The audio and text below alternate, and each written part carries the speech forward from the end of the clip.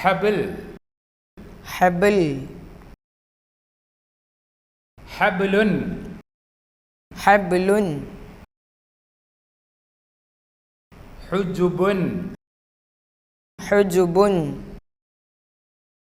حجاب حجاب بحر بحر سبحا سبحا سبح سبح سبح سبح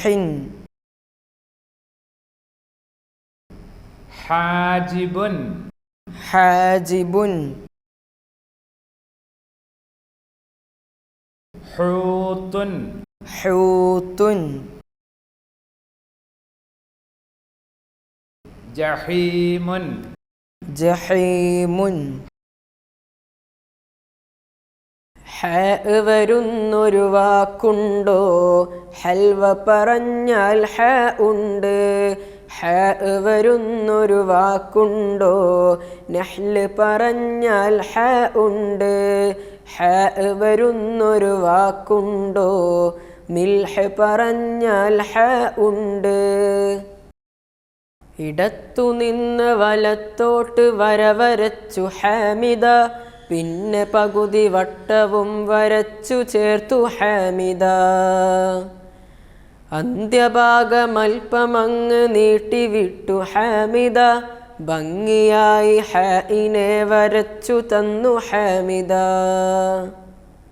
ജീമിനു മീതെ ഫത്ഹ വരച്ചാൽ ഞങ്ങൾ പറയും ജ ജ ജ താഴെ പുള്ളികൾ 3 കൊടുത്താൽ ഞങ്ങൾ പറയും ച ച ച മുകളിൽ മറ്റൊരു പുള്ളി കൊടുത്താൽ ഞങ്ങൾ പറയും ഞ ഞ ഞ ഹ ഹ ഹു ഹു ഹി ഹി ഹി ജ ജ ജു ജു ജി ജി ജി ച ച ചു ചു ചി ചി ചി ഞ ഞ ഞു ഞു നീ നീ നീ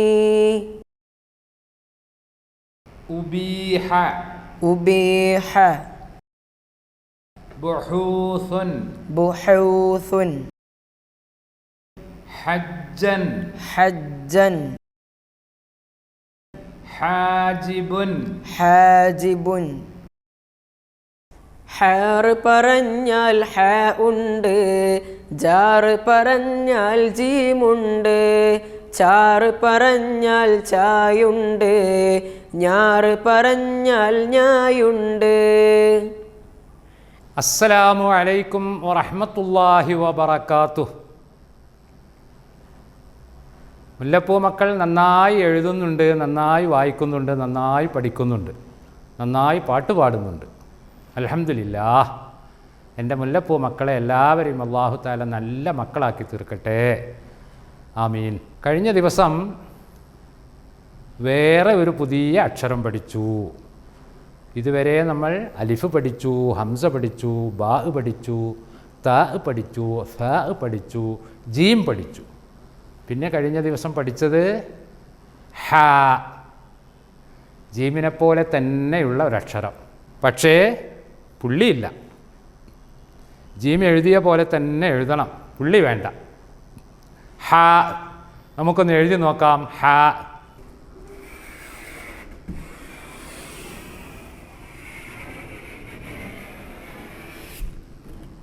ഇതാണ് ഹ. ഹ ഹ വരുന്ന 3 വാക്കുകൾ നമുക്ക് ഇന്ന് എഴുതാം. ആദ്യമായി ഹാജിബുൻ.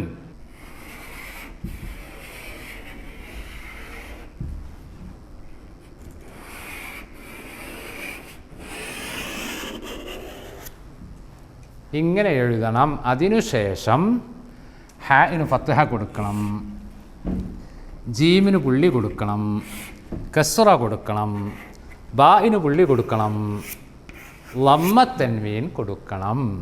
ഹാജിബുൻ. ഇതിൽ എത്ര അക്ഷരമുണ്ട്?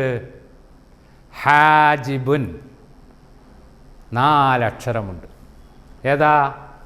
ഒന്ന് ഹ, 2 അലിഫ്, 3 ജീം, 4 ബ.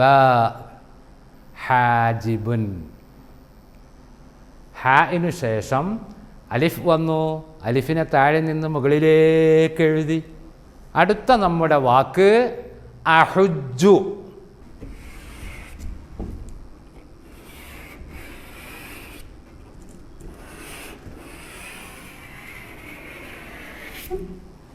ഇങ്ങനെ എഴുതണം.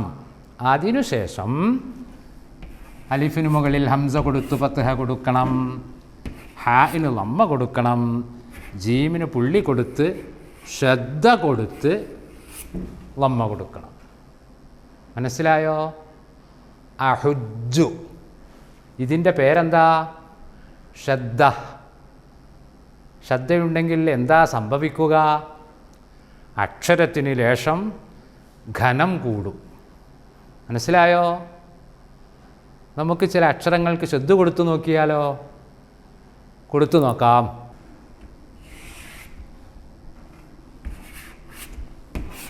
അ.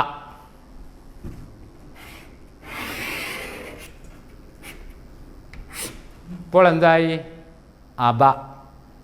ഇതിന് ശ്രദ്ധ കൊടുത്താലോ? അബ്ബ. മനസ്സിലായോ? ശ്രദ്ധ കൊടുത്താൽ അക്ഷരത്തിന് അല്പം ഘനം കൂടും. ബ ബയാകും, ജ ജയാകും. മനസ്സിലായില്ലേ? നമ്മുടെ അടുത്ത വാക്ക് തുഹിബ്ബു. തുഹിബ്ബു. അതിലും ശ്രദ്ധയുണ്ട്. ഏത് അക്ഷരത്തിനാണ് ശ്രദ്ധയുള്ളത്? അതേ ബാഇനാണ്. ഞാൻ എഴുതാം തുഹിബ്ബു.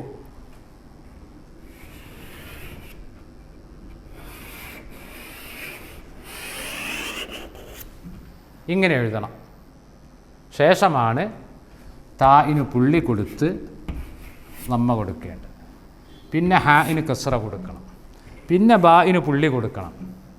പിന്നെ ബാഇന് ശ്രദ്ധ കൊടുക്കണം. പിന്നെയാണ് ലമ്മ കൊടുക്കേണ്ടത്.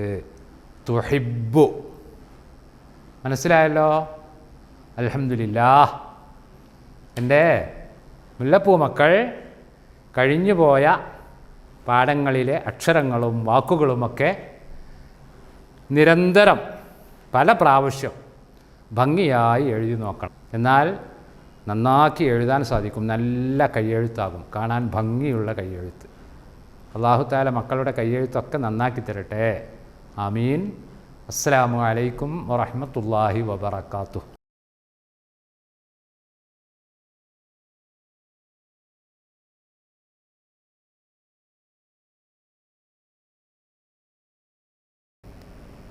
حج